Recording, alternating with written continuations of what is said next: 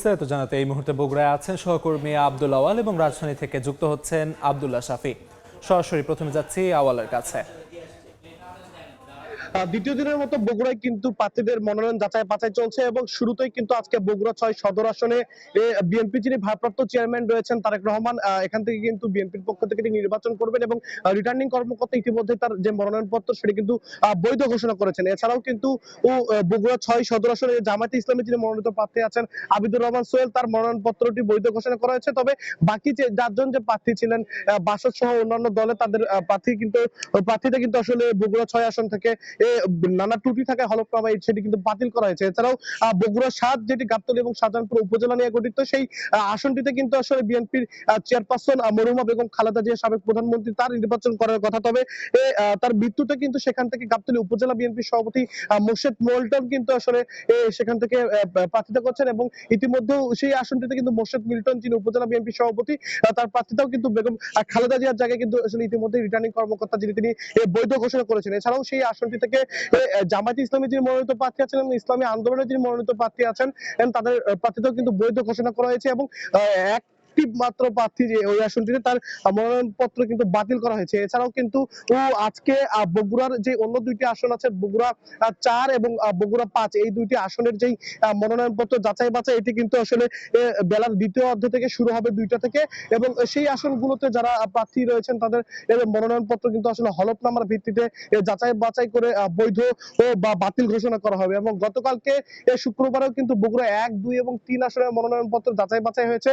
সেখানে হেভিয়ার প্রার্থী হিসেবে নাগরিক ঐক্যের যিনি সভাপতি আছেন মাহমুদুর রহমান মান্না, তার হলফনামায় নানা ত্রুটি থাকার কারণে কিন্তু আসলে রিটার্নিং কর্মকর্তা যিনি তিনি কিন্তু আসলে মনোনয়নপত্রটি বাতিল করেছেন এবং গতকালকে ৩টি আসনে অর্থাৎ যেই নির্বাচনী ৩টি আসন সেই ৩টি আসনে কিন্তু মোট ৭ জন প্রার্থীর মনোনয়নপত্র বাতিল করা হয়েছে এবং ১২ জনের মনোনয়নপত্র কিন্তু গতকালকে ৩টি আসন থেকে বৈধ ঘোষণা করা হয়েছিল। তো বগুড়া থেকে এই ছিল আমার কাছে সর্বশেষ। রাজধানীর সেগুনবাগিচায় রিটার্নিং কর্মকর্তার কার্যালয়ে আছেন সহকর্মী আব্দুল্লাহ শাফি, চলে যাচ্ছি তার কাছে।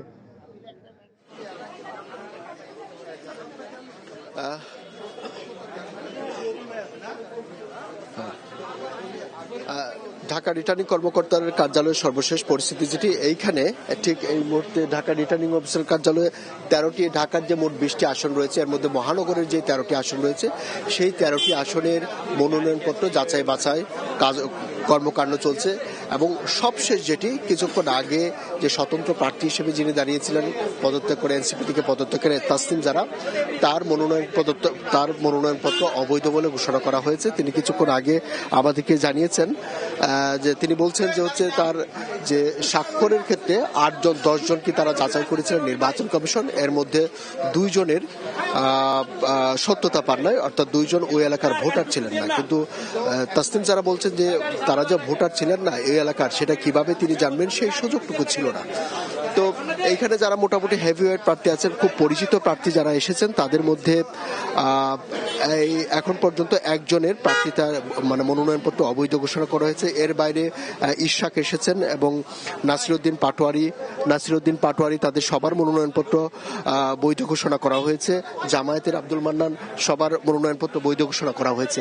আপনি জানেন যে এই যে ঢাকার যে ২০টি আসন এই ২০টি আসনের মধ্যে ৩টি ভাগে বিভক্ত করে কিন্তু এই মনোনয়নপত্র যাচাই বাছাই চলছে, আগামীকাল পর্যন্ত চলবে। এইখানে এই রিটার্নিং কর্মকর্তার কার্যালয় বিভাগীয় কমিশনার কার্যালয়ে ১৩টি আসনের মনোনয়ন যাচাই বাছাই চলছে, আর ডিসি অফিস কার্যালয়ে সেখানে ৫টি এবং নির্বাচন কমিশনে সেটি জানেন যে হচ্ছে জামায়াতের আমিরের মনোনয়ন বৈধ ঘোষণা করা হয়েছে। এবং এই ছিল এখনকার সর্বশেষ পরিস্থিতি। আর তারপর হয়তো নতুন কোনো আপডেট আসলে আপনাদেরকে জানাবো। মনোনয়নপত্র যাচাই বাছাইয়ের সবশেষ খবরাখবর জানাচ্ছিলেন সহকর্মীরা।